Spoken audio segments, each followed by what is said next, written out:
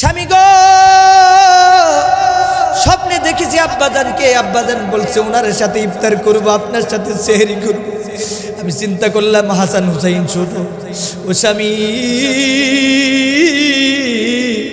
এই জন্য চিন্তা করলাম যেহেতু বিদায় নিয়ে চলে যাব, 2-3 দিনের রুটি বানায়া যায়, অনেকগুলা কাপড় চোপড়গুলা পরিষ্কার কইরা যায়, আপনারে যেন আমার এন্তেকালের পরে অন্তত কয়েকদিন কষ্ট না হয়, একটু সহজ হয়ে যায়।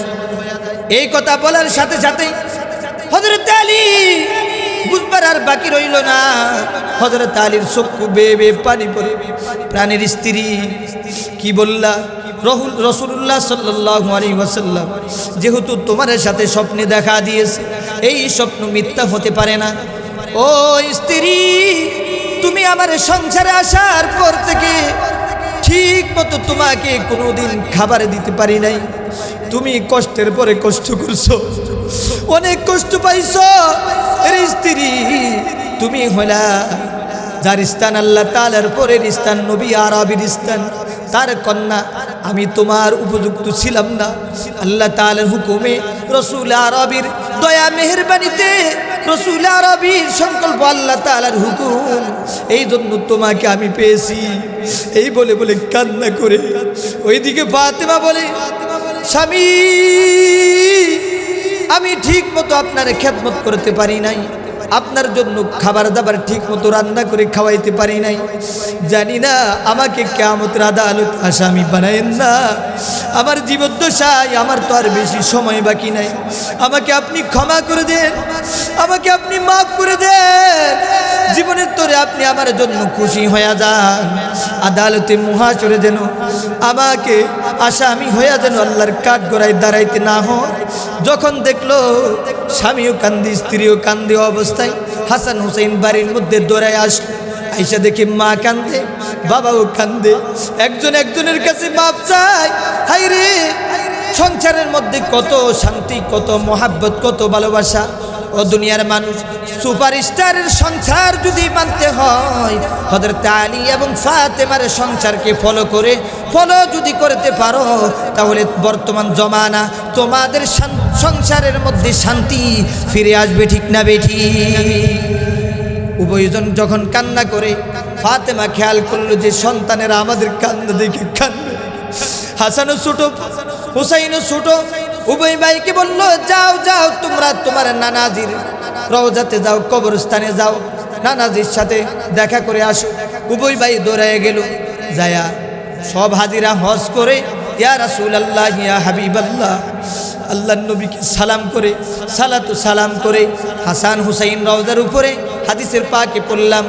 উঠে রাসূল আরবিকে সালাম দেয়, রাসূল উত্তর দেয়। হাসান হুসাইন বুঝে, দুনিয়ার কোনো মানুষ বুঝে না, শুধু হাসান হুসাইন বুঝে। সুবহানাল্লাহ। আল্লাহর নবী বললেন, ও হাসান, ও হুসাইন, কেন অপেক্ষা করো? কেন এখানে সময় কাটাও? এখানে সময় নষ্ট করো? ও নানা জান, কি হয়েছে? জীবনের শেষবারের জন্য তোমার মার চেহারার দিকে তাকায় নাও। আজকের সন্ধ্যার আগে তোমার মা আল্লাহ তাআলার সাথে সাক্ষাৎ করে ফেলবে। এরপরে জীবনে যখন কবরের মধ্যে চলে যাবে, আর কোনোদিন দেখবে না জান্নাত ছাড়া।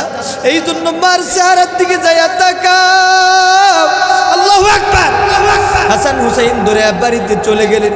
বাড়িতে যাওয়ার পরে দেখে মাও কান্দে, বাবাও কান্দে, সন্তানগুলা কান্দে। দুনিয়ার মানুষে হাসান হুসাইনের কান্না, আর ওইদিকে আলী রাদিয়াল্লাহু তাআলা আনহুকে আম্মাজান ফাতেমার সময় কম, রাত অনেক হয়ে গেছে। ফাতেমা কিছু নসিহত করতে, স্বামী গো, আমি তো ইফতারি করব আব্বাজানের সাথে জান্নাতি দস্তরখানে। আব্বাজান বলছে, আমি দুনিয়ায় আর বেশিক্ষণ থাকবো না। প্রাণের স্বামী, আমার এন্তেকালের পরে হাসান হুসাইনকে দেখে রাখবা। আরেকটা নসিহত হলো, আমার এন্তেকালের পরে ও স্বামী, আমি আমার জানাজাটা একেবারে অল্প কয়েকজন গোপনে জানাজা আদায় করবা। কেন গো, কেন গো ফাতেমা, তুমি না মুহাম্মদুর রাসূলুল্লাহর কন্যা? তুমি না জান্নাতি রমণীদের সরদারনি? তোমার কথা শোনার সাথে সাথে সারা পৃথিবী থেকে মানুষ ছুটে আসবে, মানুষ এসে জানাজা আদায় করবে।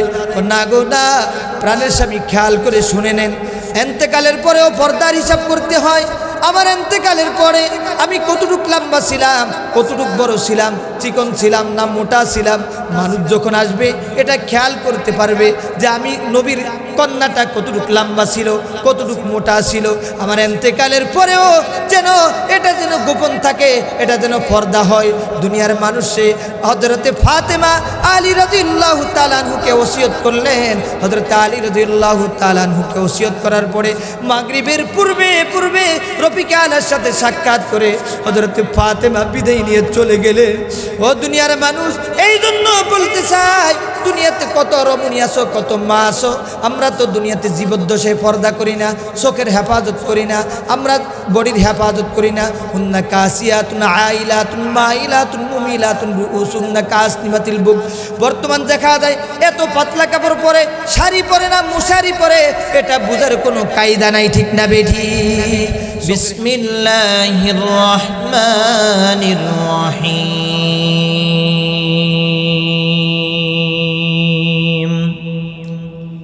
قل للمؤمنين يغضوا من أبصارهم ويحفظوا فروجهم ذلك أزكى لهم إن الله خبير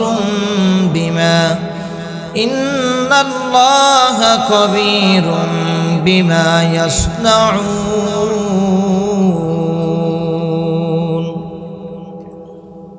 وقال تعالى وفي موضع آخر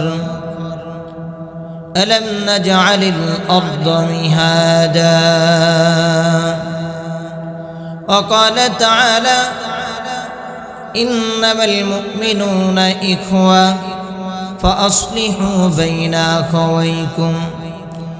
وقال تعالى إن الذين قالوا ربنا الله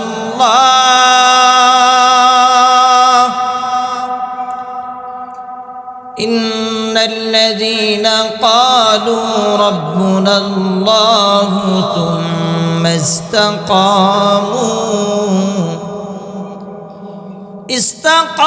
استقاموا تتنزل عليهم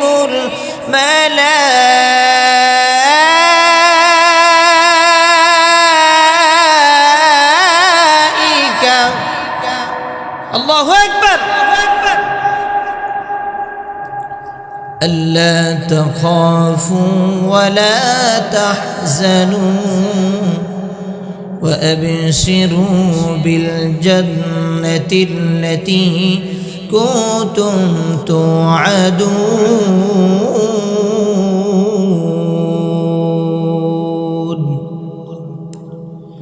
نحن أولياؤكم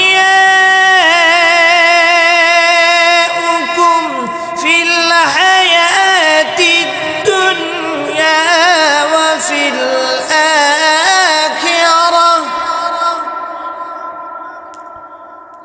ولكم فيها ما تشتهي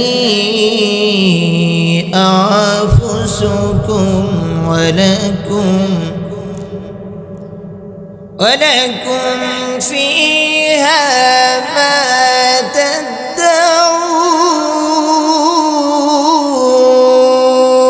تدعون.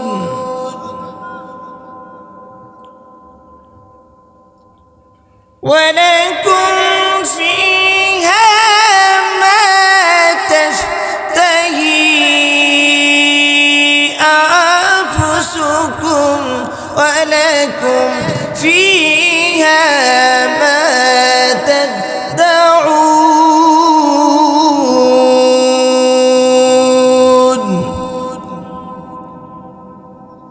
نزلا من غفور رحيم.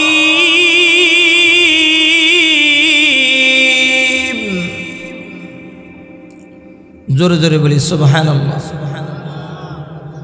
وقال رسول الله صلى الله عليه وسلم المسلمون كرجل واحد إن اشتكى عينه اشتكى كله وإن اشتكى رأسه اشتكى كله أو كما قال النبي عليه الصلاة والسلام.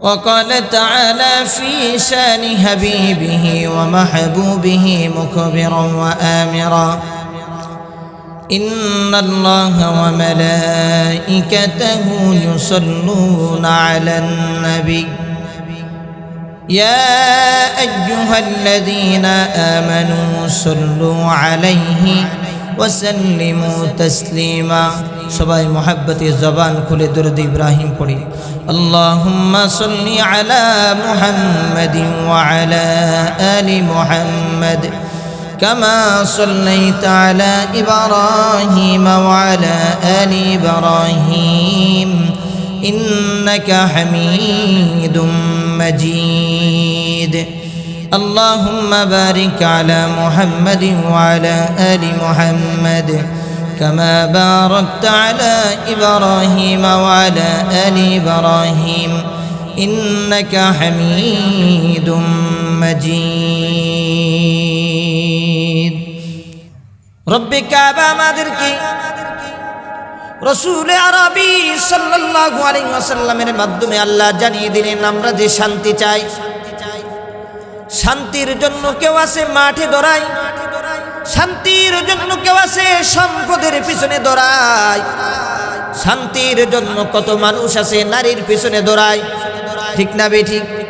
শান্তির জন্য কত মানুষ আছে সাগর পাড়ি দিয়ে যায়, প্রবাসে যায়। আরেকটা জিনিস খেয়াল করি, আমরা দেখি স্লোগান দিয়ে বিএনপির ব্যানারেও আমরা শান্তি চাই। বিগত আমলে আওয়ামী লীগেরা তাদের আমলেও তারা স্লোগান দিয়েছে আমরা শান্তি চাই। কাফের মুশরিক আমেরিকাতে এত পাওয়ারফুল রাষ্ট্র দুনিয়ার মধ্যে, তারাও তাদের ব্যানারে লেখা থাকে আর জবানে বলতে থাকে আমাদের মাকসাদ আমরা শান্তি চাই। সারা পৃথিবীতে আমরা জানি শান্তির জন্য আর্মি আছে, শান্তির জন্য র্যাব আছে, শান্তির জন্য বিডিআর আছে, শান্তির জন্য পুলিশ আছে। আল্লাহ মহান জানায়া দেন, মানুষ যদি শান্তিতে বসবাস করতে চায়, যদি শান্তির প্রিয় হয়, তাহলে আল্লাহ রাব্বুল আলামিন মুহাম্মাদুর রাসূলুল্লাহ সাল্লাল্লাহু আলাইহি ওয়াসাল্লামের উপরে যে কালামুল্লাহ নাজিল করেছে, আল্লাহ জানায়া দেন হাবিব আমার, আমি আপনার মাধ্যমে দ্বীন ইসলাম পরিপূর্ণ করেছি। এই কালামুল্লাহর মাধ্যমে, এই কালামুল্লাহ দ্বারা মানুষ যদি পবিত্র কালামে হাকিম তাদের দৈনন্দিন জীবনে বাস্তবায়ন করতে পারে, আপনারা আমার কথা বুঝেন তো?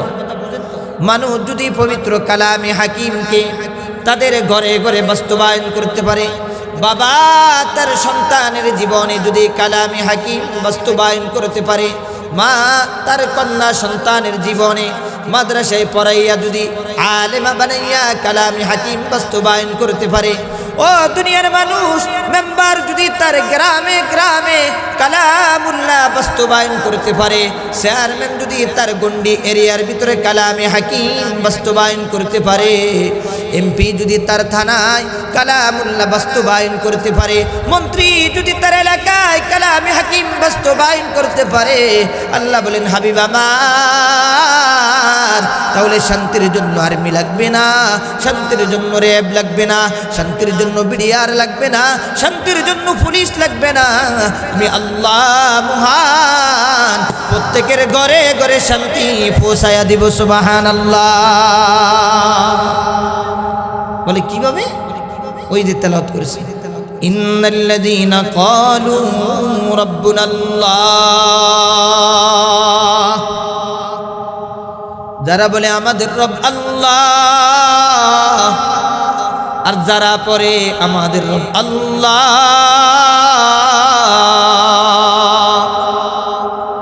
যারা পরে, যারা শুনে, যারা কালামে হাকিমের বিরোধিতা করে না, কোরআনের মাজলিসের বিপক্ষে যায় না, আল্লাহ রব্বুল আলামিনের হাবিব বলেন দুনিয়ার মানুষে দুনিয়াতে থাকা অবস্থায় কোরআনের মাজলিসের মানুষের জন্য আল্লাহ তাআলার পক্ষ থেকে একদল ফেরেশতা আল্লাহ পাঠিয়ে দেয়। সুবহানাল্লাহ। ইন্নাল্লাযীনা ক্বালু রাব্বুনাল্লাহ সুম্মা ইসতাকামু, কিন্তু শর্ত আছে। কি আছে? যারা গান বাজায় তারাও বলে আমাদের রব আল্লাহ, যারা নামাজ পড়ে না তারাও বলে আমাদের রব আল্লাহ, ঠিক না বে ঠিক? যারা 5 ওয়াক্ত নামাজ পড়ে তারাও বলে আমাদের রব আল্লাহ, কিন্তু 5 ওয়াক্ত নামাজ পড়নে ওয়ালার আল্লাহ ডাক। আর যারা গাঁজা খায়, মদ খায়, গুনাহ করে, নারীবাজি করে, যারা ডেক বাজায় তাদের আল্লাহ ডাক আর পাঞ্জাগানা মুসল্লির আল্লাহ ডাক কি কখনো সমান হবে? তাদেরটা হলো ফারিকুন ফিল জান্নাতি ওয়া ফারিকুন ফিস সাঈর।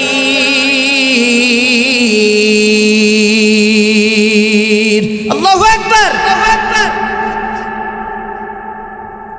আল্লাহ তাআলার হাবিব আয়াত কারিমা বলে উম্মতদেরকে ডাকে, আল্লাহ জানায় দেয় হাবিবের মাধ্যমে, হাবিব একটা রাস্তা জান্নাতের দিলাম, আরেকটা রাস্তা জাহান্নামের দিলাম। সূরা চুরি করে আর বলে আল্লাহ বাঁচাও, আল্লাহ বাঁচাও। আর নামাজি নামাজ পড়ে বিপদে পড়লে বলে আল্লাহ ও আমার মালিক, তুমি ছাড়া কোনো ইলা নাই, তুমি ছাড়া কোনো উপায় নাই, তুমি ছাড়া কোনো স্রষ্টা নাই। এটা কিভাবে, কেমন ভাবে? এমন ইস্তিকামতের সাথে বলতে হবে, তখনই আল্লাহ ফেরেশতা পাঠাইবে। যেমনি করে বদর যুদ্ধের মধ্যে আল্লাহ ফেরেশতা পাঠাইয়া দিছে।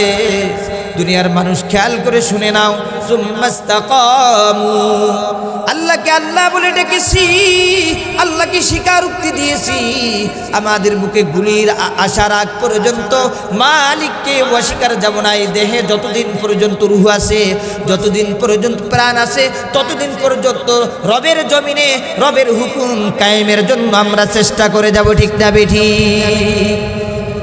এই জমিনে রবের হুকুম বাস্তবায়নের জন্য আল্লামা মুহাম্মদ শফি সাহেব রহমতুল্লাহ আলাইহি বছরকে বছর 100 বছরের উপর পর্যন্ত হায়াত পেয়েছেন। শেষ অবস্থা পর্যন্ত, জীবনের শেষ পরিধি পর্যন্ত সফর করছে মানুষের দ্বারে দ্বারে রবের দিন, রবের সাথে পরিচয় করায় দেওয়ার জন্য। আল্লাহ বড়, আল্লাহ বড়, আল্লাহ বড়, আল্লাহ বড়, এক আল্লাহর ইবাদত করো। আল্লাহ বড়, আল্লাহ বড়, এক আল্লাহর ইবাদত করো। আল্লাহ বড়, আল্লাহ বড়, এক আল্লাহর কি করো? আল্লাহ বড়, আল্লাহ বড়, এক আল্লাহর ইবাদত করো। 3 ফরজে গোসল করো, 4 ফরজে ওযু করো, 5 ওয়াক্ত সময় মতো নামাজ পড়ো। 5 ওয়াক্ত সময় মতো কি নামাজ পড়ো। 6 সিফতে বয়ান করো, 7 দোজখ বয়ান কর। 7 দোজখ কি ভয়ঙ্কর, 8 জান্নাত সোনার ঘর, বলেন না সুবহানাল্লাহ। আসার আগে আজরাইল, চলে যাও কাকরাইল, আর করো না বঙ্গি, চলে যাও টঙ্গি, ঠিক না বেঠি? কালেমা আমার গাড়ি, ইসলাম আমার গাড়ি, জান্নাতে মুসলমানদের বরে বাড়ি। জোরে চিল্লায়ে মেরে বলুন সুবহানাল্লাহ। আমাদের বাড়ি কোথায়? ইস্তিকামতের সাথে কে বলছে জানেননি? বেলালে হাবশি ইস্তিকামতের সাথে বলেছে, হযরতে সুমাইয়া ইস্তিকামতের সাথে বলেছে। শুধু তাই না, হযরতে হানজালাও ইস্তিকামতের সাথে বলেছে। ইস্তিকামতের সাথে রবকে স্বীকারোক্তি দেওয়ার কারণে ইস্তাকামু তাতানাজ্জালু আলাইহিমুল মালাইকাতু আল্লা তাখাফু ওয়ালা তাহজানু ওয়া আবশিরু বিল জান্নাতিল্লাতী কুনতুম তুআদুন।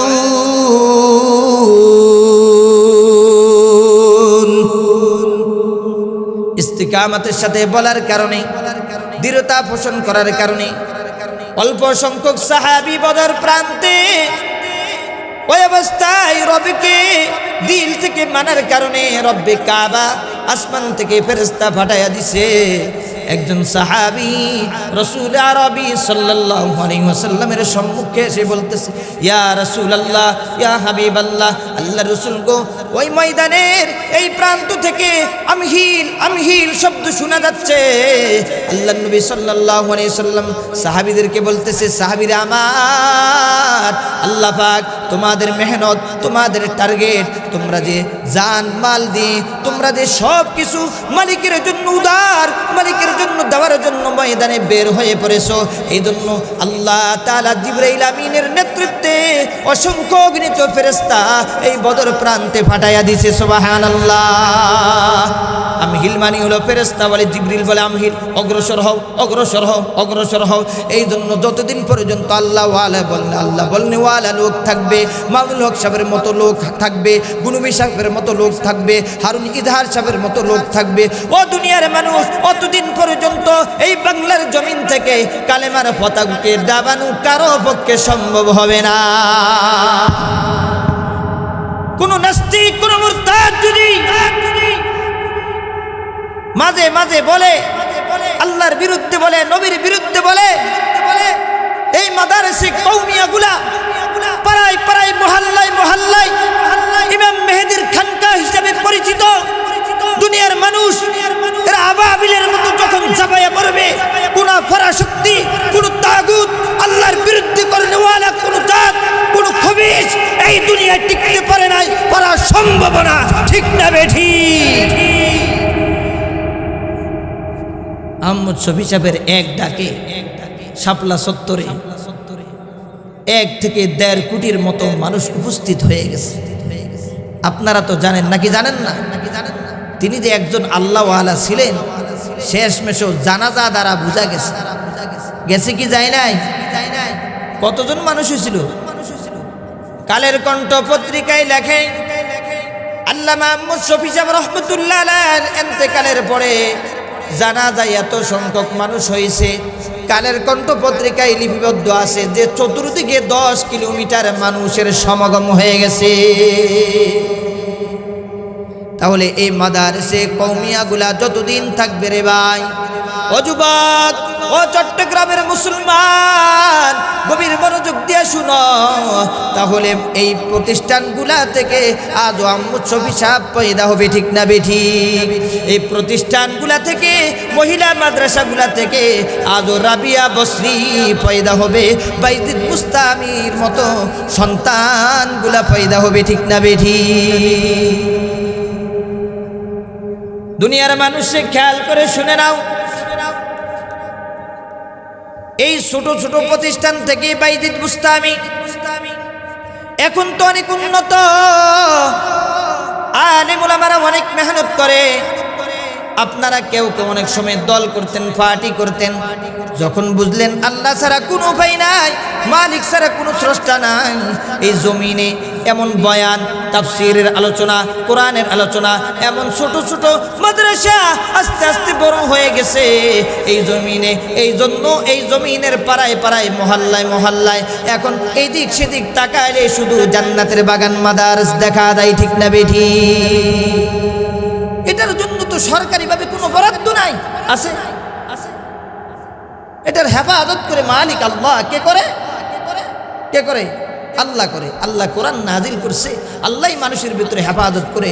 এই জন্যই তাদের জন্য আর্মি লাগে না, র্যাব লাগে না, পিডিআর লাগে না, পুলিশ লাগে না। একটা ডাকের সাথে সাথে আহমদ শফি সাহেবের ডাকে এই বাংলার জমিনে বিগত কেউ দেখাইতে পারে নাই, পারবেও না, পারা সম্ভব না। 1.5 কোটি মানুষের শাপলা চত্বরে সমাগম হয়ে গিয়েছিল। ঠিক না বেঠিক?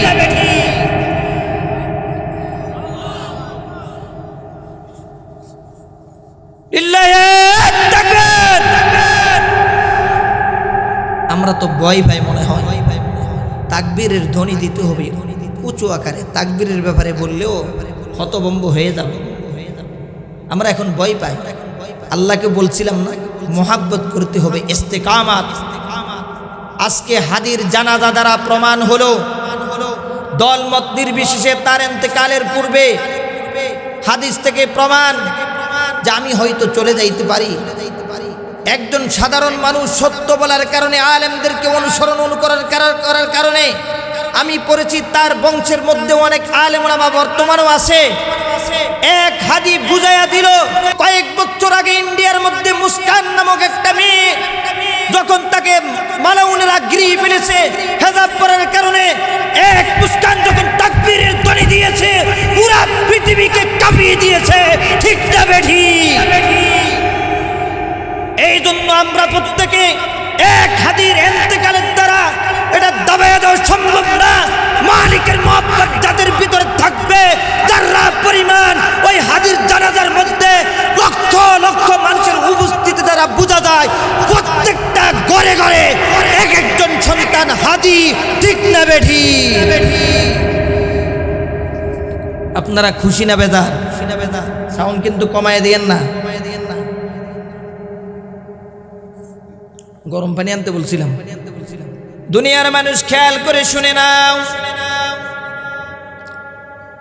আজও হাদিরা প্রমাণ করে গেছে এমন কোন মাওলানা সাহেব নাই হাদির জন্য কান্দে নাই। হাদির কথা বলে বলে কানছে কত বক্তা, কত আলেম। শুধু তাই না, আমি তো সাধারণ একজন আলেম। আল্লামা মামুনুল হক সাহেব শোনার সাথে সাথে স্টেজের মধ্যে চক্ষু দিয়া পানিগুলা ঘুরে ঘুরে পড়ছে। যে হাদিস রাসূল আরবীর জমানার সাহাবীদের তুলনা তো চলবে না, কিন্তু অনুসরণ করেছে আলেমদের থেকে, কথা শুনেছে। ও বন্ধু, ইসলামকে মহাব্বত করছে, দেশকে মহাব্বত করছে, রাম বাপদের বিরোধিতা করছে। এই জন্য হাদি কোনো সময় প্রশাসন নিয়ে চলে না, একা একা চলেছে, এই জন্য তাকে হত্যা করেছে। আমরা বলতে চাই, আবার যখন কোনো মালাউনরা এই ক্ষমতা দখল করতে চাইবে, এই জমিনকে ধ্বংস করতে চাইবে, বিগত টাইমে যেমনই ধ্বংস করার জন্য পায়তারা করেছিল রব্বি কাবা, কলেজ, ইউনিভার্সিটি, মাদ্রাসা, বিভিন্ন ছাত্রদেরকে নামাইয়া দিয়া আবাবিল পাখির মতো এমন তাগুতের আমরা মনে করি আবারও ধ্বংস হয়ে যাবে, ঠিক না বেঠি? হাদির জন্য এমন কেউ নাই কান্দে নাই। হাইরে মরণ, এমন জীবন কররে গঠন, মরিলে হাসিবে ভুবন, কাঁদি যে সজন। এমন জীবন করার দরকার আছে না নাই? ভাইরে আমার, আর কোনদিন হয়তো তার সন্তানটা বাবা বলে ডাক দিতে পারবে না, পারবে এমনি ডাক দিবে বাবা, কিন্তু বাবা বাসার থেকে শুনবে না। কিন্তু কবরের পাশে যাইয়া যখন হাত উঠায় আল্লাহর কাছে দোয়া করি, হাদির সন্তানকে হাদির মতো না, আল্লামা মামুনুল হক সাহেবের মতো আল্লাহ যেন কবুল করেন। প্রত্যেকে বলুন আল্লাহুম্মা আমিন। মাত্র 1.5 বছরের সন্তান, স্ত্রী বিধবা হয়ে গেছে, মা কান্দে, আলেম ওলামারা কান্দে, রাজনীতিবিদেরা কান্দে, এমন কোনো মানুষ নাই তার জন্য কান্দে না। হায়রে, এমন দেশপ্রেমিক, কোরআন প্রেমিক, হাদিস প্রেমিক এমন মানুষগুলাকে বিদায় করাইয়া দিয়া ইসলামকে ডাবাইতে পারবা না। কারণ আল্লাহ নবী 1000 বছর আগে বলেছে, লা ইয়াজালু তাইফাতুম মিন উম্মতি আলাল হাক্কিল মানসুরিন লা ইয়াদুররুহুম মান খালাফাহুম হাত্তা ইয়াতিয়া আমরুল্লাহি আযজা ওয়া জাল। জোরে জোরে বলি আল্লাহু আকবার। আল্লাহর নবী বলে গেছে 1000 বছর আগে উম্মত কিয়ামত পর্যন্ত একদল মুজাহিদ থাকবে, কোরআনের ফাকিরা থাকবে, যারা জিহাদের কথা বলবে, কালেমার কথা বলবে, গাজওয়াই হিন্দের কথা বলবে, ময়দানে নামার কথা বলবে। দুনিয়ার মানুষে তাদেরকে মামলা দিবে, হামলা করবে, হত্যা করবে, জেলে ঢুকাবে। তারপরেও কোরআনের ফাঁকিগুলাকে একজনকে জেলে ঢুকাইলে আল্লাহ 10,000 জনকে আল্লাহ ময়দানে পাঠাইয়া দিবে। অতীতে জেলে ঢুকাইয়া আলেমদের জবান বন্ধ করতে পারছে? হ্যাঁ, পারা সম্ভব না। এই জন্য বলি, দুনিয়ার মানুষ, আমার আলোচনা ছিল পর্দার ব্যাপারে কিছু আলোচনা করতে, কিন্তু অবস্থা দেখে আমি একটু অন্যদিকে আলোচনা করতেছি। বলতেছিলাম তাকবীরের ধ্বনির ব্যাপারে। ও দুনিয়ার মানুষ, তারপরে মূল আলোচনায় আসবো। হযরত ওমর ফারুক রাদিয়াল্লাহু তাআলা আনহু, এখন তো আমরা লিল্লাহি তাকবীর বললে মাঠে নামলে অনেকে ভয় পায়। আর যারা মুনাফিক আছে, জাগরে বুদ্ধি খালি খোসায় খোসায় চুল গেছে গা, ওই যে গুড়া কিরমি খোসা, এরা কো আরে তাকবীরের ধ্বনি দেখা, এরা আবার কারা কয় কি কয় না? আরে এরাই তো আল্লাহর দল, ঠিক না বেঠিক? এরা আবার যখন ময়দানে বদর যুদ্ধের হাতিয়ার নিয়ে বের হয়ে যাবে, সারা বাংলাদেশ না সারা পৃথিবীতে কালেমার লোকদেরকে দাবানো সম্ভব না, সম্ভবপর হবে না, ঠিক না বেঠিক? উমর ফারুক সবাই মাত্র মুসলমান হলেন, সবাই মাত্র মুসলমান। উমর ফারুক তাকবীরের কথা বলতেছিলাম। হযরতে খলিফা উমর মুসলমান হওয়ার পরে আগে 39 জন ছিল, খলিফা উমর সহ 40 জন। কয়জন বলেন তো দেখি? 40 জন মুসলমান। উমর বলতেছি, ইয়া রাসূলুল্লাহ, ইয়া হাবিবাল্লাহ, আল্লাহর নবী গো, আজ থেকে আর কোনোদিন গোপনে নামাজ চলবে না। তাকবীরের কথা বলতেছি। আল্লাহ রাসূল বলতেছে, উমর পাগলামি। ওয়াশাদুহুম ফি আমরিল্লাহ, উমর ইসলামের ব্যাপারে কারো সাথে আপোষ না। ইসলামের পূর্বে উমর শক্ত ছিল, ঈমান গ্রহণ করার সাথে সাথে উমরের ঈমানের পাওয়ার আরো হাজার হাজার গুণ বেড়ে গেছে। সুবহানাল্লাহ। উমর বলতেছি, ইয়া রাসূলুল্লাহ, ইয়া হাবিবাল্লাহ, আল্লাহর নবী গো, আজ সরাসরি বাইতুল্লাহ যায় তাকবীর ধ্বনি দিতে দিতে আজান দিয়ে বাইতুল্লাহতে প্রকাশ্যে নামাজ আদায় করব। উমর রে, কেন পাগলামি করো? ইয়া রাসূলুল্লাহ, পাগলামির দেখছেন কি? ইয়া রাসূলুল্লাহ, ইয়া হাবিবাল্লাহ, আপনার ডান পাশে 20 জন সাহাবী থাকবে, বাম পাশে 19 জন থাকবে, আপনি নবী মাঝখানে থাকবেন। আল্লাহর নবী গো, তাহলে বোঝা গেল আজকাল দিনের নেতার মতো ডানে 20 জন, বামে 19 জন, মাঝখানে রসুল আরবি। উমর মনে হয় ফলাইয়া যায়, সাদে বইয়া আছে নাকি এসির মধ্যে বইয়া রয়েছে অনকার নেতার মতো। সবাই স্লোগান দিয়ে অমুক দিন অনুষ্ঠান, কিন্তু বড় বড় নেতারা, কারণ এগুলা দুনিয়ার রাজনীতি, মাঠে থাকে না, কিন্তু দেখা যায় পরে পরে ওই গরিব দুঃখী, ওই রিক্সাওয়ালা, ওই গার্মেন্টস শ্রমিকদের ছেলে পেলেগুলা রাস্তাঘাটে মারা যায় এবং মার খাই, ঠিক না বেঠিক? আর ইসলামিক রাজনীতিদের ব্যাপারে মামুনুল হক সাহেবের কথা বলেন, সরমনার পীর সাহেবের কথা বলেন, ও দুনিয়ার মানুষ। শুধু তাই না, আম্মদ শফি সাহেবের কথা বলেন। আপনাদের মনে আছে বালুসরার মধ্যে আম্মদ শফি সাহেবকে সরাসরি গুলি করেছিল, ঠিক না বেঠিক? একটা সন্তান, একটা মাদ্রাসার তোলাবা আম্মদ শফি সাহেব রহমতুল্লাহ আলাইহির সামনে যায় আবু পাইতা দিছে। সুবহানাল্লাহ। ইসলামিক নেতারা ফলানুন নেতা না, থাই গ্লাসের মধ্যে বয়ে থাকে না, এসির মধ্যে লুকায়া থাকে না, অন্য দেশে পলায়ন করে না, এরা সব সময় ময়দানে কর্মীদের সম্মুখে থাকে, ঠিক না বেঠিক? উমর বলতেছে, আল্লাহর নবী গো, না না না, আপনার ডানে 20 জন, বামে 19 জন। আল্লাহর নবী গো, আপনার ডানে 20 জন, বামে 19 জন, আপনি মাঝে। ইয়া রাসূলুল্লাহ, আমি চতুর্দিকে প্রদক্ষিণ দিব, আমি দেখব কে আছে। আমি এখন মুসলমান হওয়ার পরে দিলের মধ্যে এত প্রশান্তি পাইতেছি, আবু জাহিল বুঝি না, উকবা বুঝি না, সাইবা বুঝি না, যে আসক তার মোকাবেলা আমি উমরই যথেষ্ট। এখন তাকবীরের ধ্বনি দিতে লেটের মতো। তৎকালীন জমানায় তো মরুভূমি ছিল, এখনকার মতো এত সুন্দর রাস্তা না, পিচ ঢালাই না, মরুভূমির মধ্যে উমর তাকবীর দিতেছে, লিল্লাহি তাকবীর, লিল্লাহি তাকবীর, লিল্লাহি তাকবীর।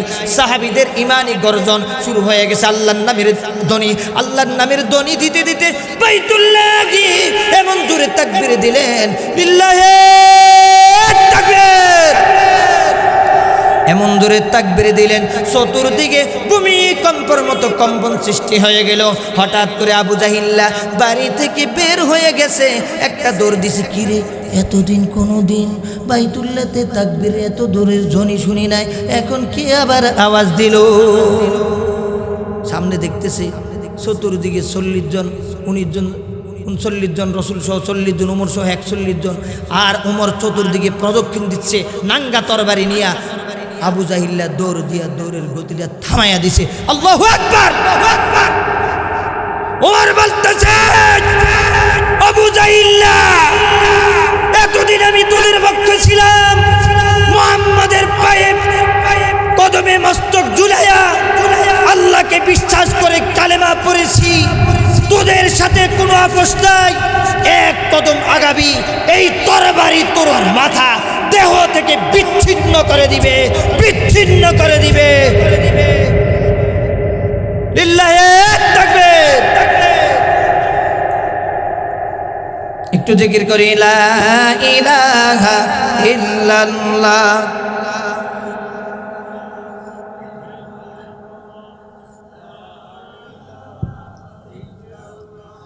লা ইলাহা ইল্লাল্লাহ।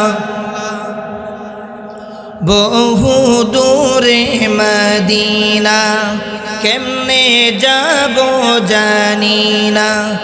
দয়ার আল্লাহ দয়া করো, পুরাও মনের বাসনা। লা ইলাহা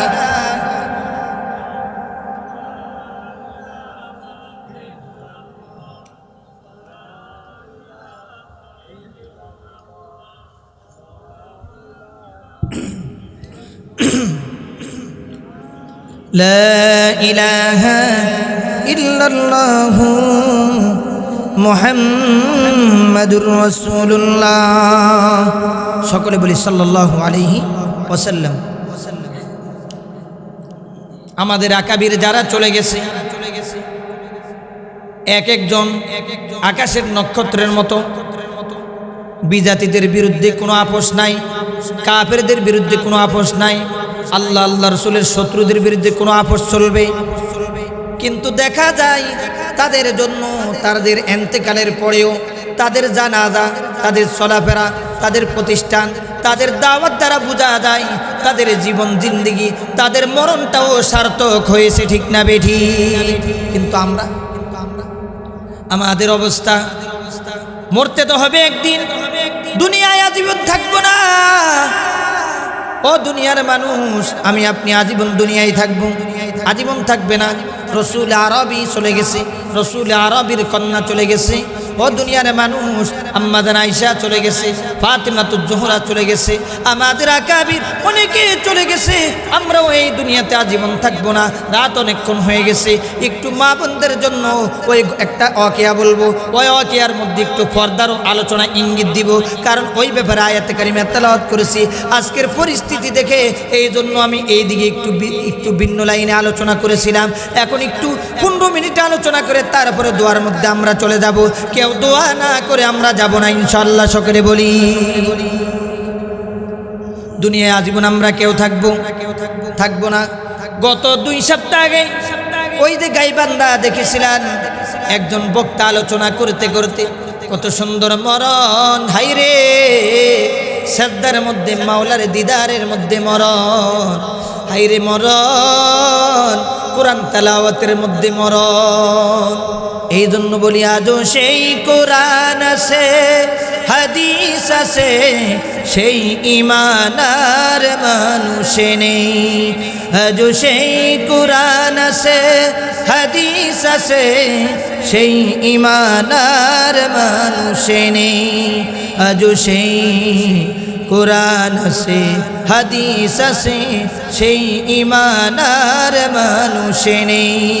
আজও সেই আবু বকর আর ওমর নেই, আজও সেই উসমান আর আলী নেই। আজও সেই কোরআন আছে, হাদিস আছে, সেই ঈমান আর মানুষে নেই। সেই ইমানদারেরা চলে গেছে, আমরাও চলে যাব।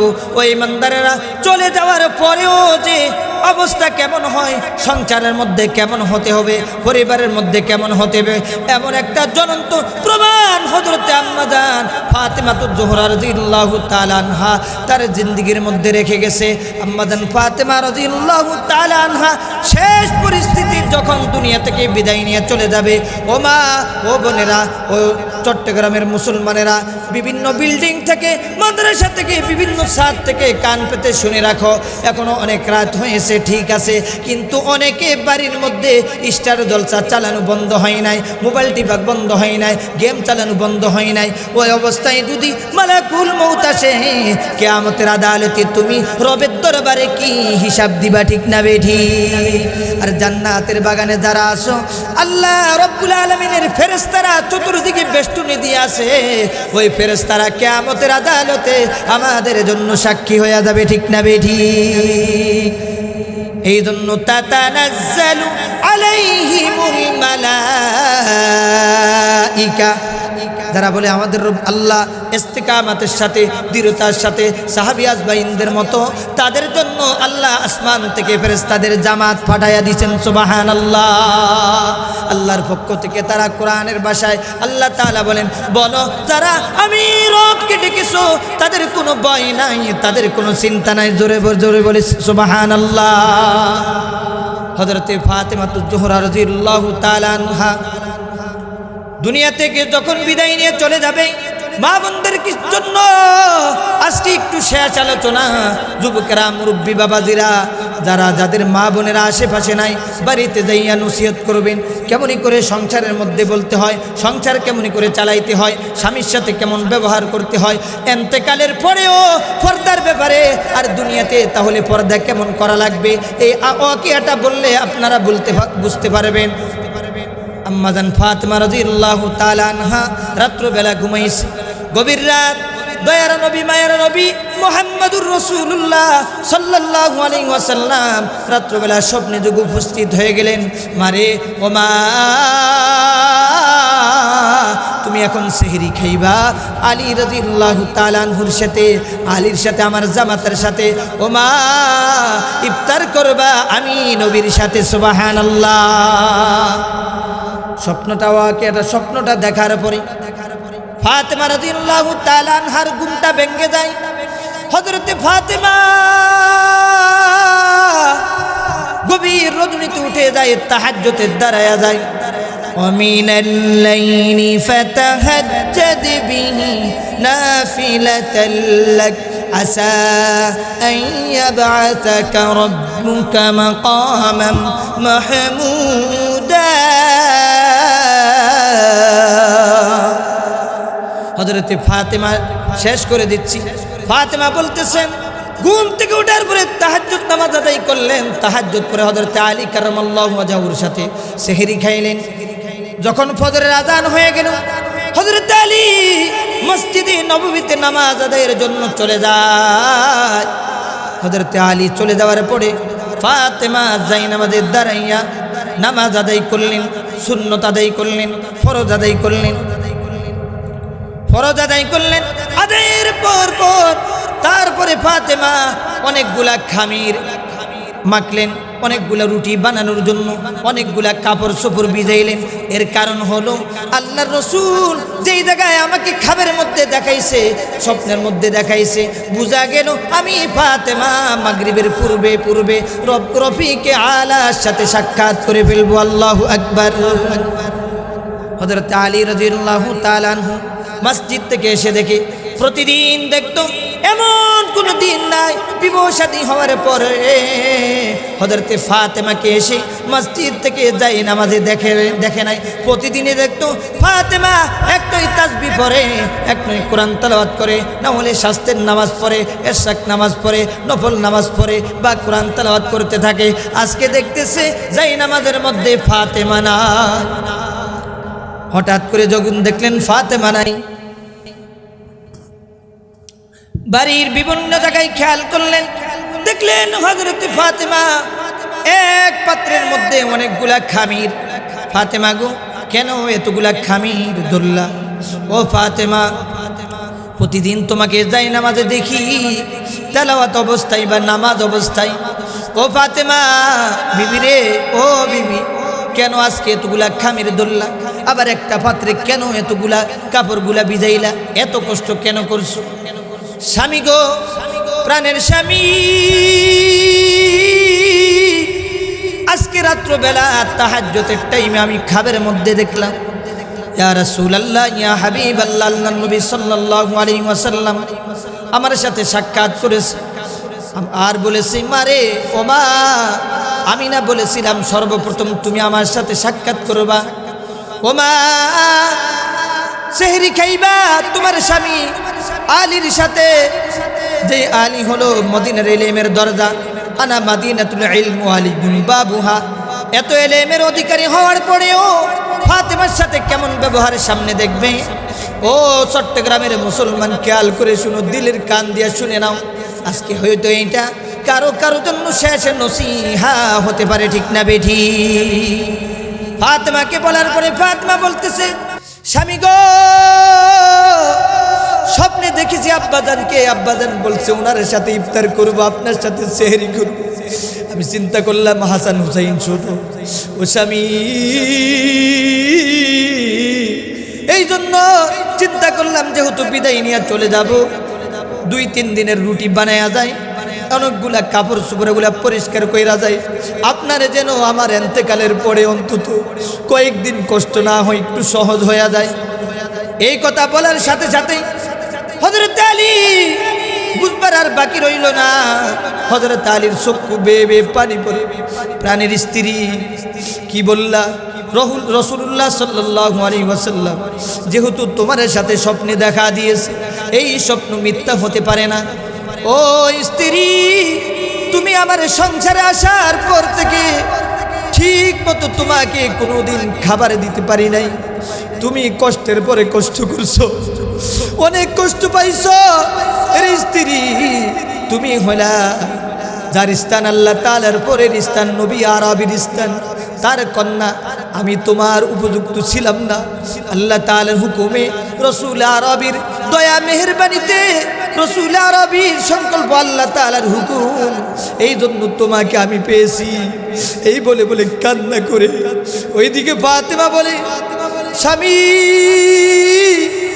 আমি ঠিক মতো আপনার খেদমত করতে পারি নাই, আপনার জন্য খাবার দাবার ঠিক মতো রান্না করে খাওয়াইতে পারি নাই। জানি না আমাকে কিয়ামতের আদালত আসামি বানায়েন না। আমার জীবদ্দশায় আমার তো আর বেশি সময় বাকি নাই। আমাকে আপনি ক্ষমা করে দেন, আমাকে আপনি মাফ করে দেন। জীবনের তোরে আপনি আমার জন্য খুশি হয়ে যান। আদালতে মুহাশরে যেন আমাকে আসামি হয়ে যেন আল্লাহর কাঠগড়ায় দাঁড়াইতে না হয়। যখন দেখলো স্বামীও কান্দি, স্ত্রীও কান্দি অবস্থায় হাসান হুসাইন বাড়ির মধ্যে দৌড়ায় আসলো। আইসা দেখে মা কান্দে, বাবাও কান্দে, একজন একজনের কাছে মাপ চায়। হাই রে, সংসারের মধ্যে কত শান্তি, কত মহাব্বত, কত ভালোবাসা। ও দুনিয়ার মানুষ, সুপারস্টারের সংসার যদি মানতে হয়, হযরত আলী এবং ফাতেমার সংসারকে ফলো যদি করতে পারো, তাহলে বর্তমান জমানা তোমাদের সংসারের মধ্যে শান্তি ফিরে আসবে, ঠিক না বেঠি? উভয়জন যখন কান্না করে, ফাতেমা খেয়াল করলো যে সন্তানেরা আমাদের কান্না দেখে কান্দে। হাসানও ছোট, হুসাইনও ছোট। উভয় ভাইকে বলল, যাও যাও, তোমরা তোমার নানাজির রওজাতে যাও, কবরস্থানে যাও, নানাজির সাথে দেখা করে আসো। উভয় ভাই দৌড়ায় গেল। যায়া সব হাজিরা হজ করে, ইয়া রাসূলুল্লাহ, ইয়া হাবিবাল্লাহ, আল্লাহর নবীকে সালাম করে, সালাতু সালাম করে হাসান হুসাইন রওজার উপরে হাদিসের পাকে পড়লাম। উঠে রাসূল আরবিকে সালাম দেয়, রাসূল উত্তর দেয়। হাসান হুসাইন বুঝে, দুনিয়ার কোনো মানুষ বুঝে না, শুধু হাসান হুসাইন বুঝে। সুবহানাল্লাহ। আল্লাহর নবী বললেন, ও হাসান, ও হুসাইন, কেন অপেক্ষা করো? কেন এখানে সময় কাটাও? এখানে সময় নষ্ট করো? ও নানা জান, কি হয়েছে? জীবনের শেষবারের জন্য তোমার মার চেহারার দিকে তাকায় নাও। আজকের সন্ধ্যার আগে তোমার মা আল্লাহ তাআলার সাথে সাক্ষাৎ করে ফেলবে। এরপরে জীবনে যখন কবরের মধ্যে চলে যাবে, আর কোনোদিন দেখবে না জান্নাত ছাড়া। এই জন্য মার চেহারার দিকে যাইয়া তাকাও। আল্লাহু আকবার। হাসান হুসাইন ধরে বাড়িতে চলে গেলেন। বাড়িতে যাওয়ার পরে দেখে মাও কান্দে, বাবাও কান্দে, সন্তানগুলা কান্দে। দুনিয়ার মানুষে হাসান হুসাইনের কান্না, আর ওইদিকে আলী রাদিয়াল্লাহু তাআলা আনহুকে আম্মাজান ফাতেমার সময় কম, রাত অনেক হয়ে গেছে।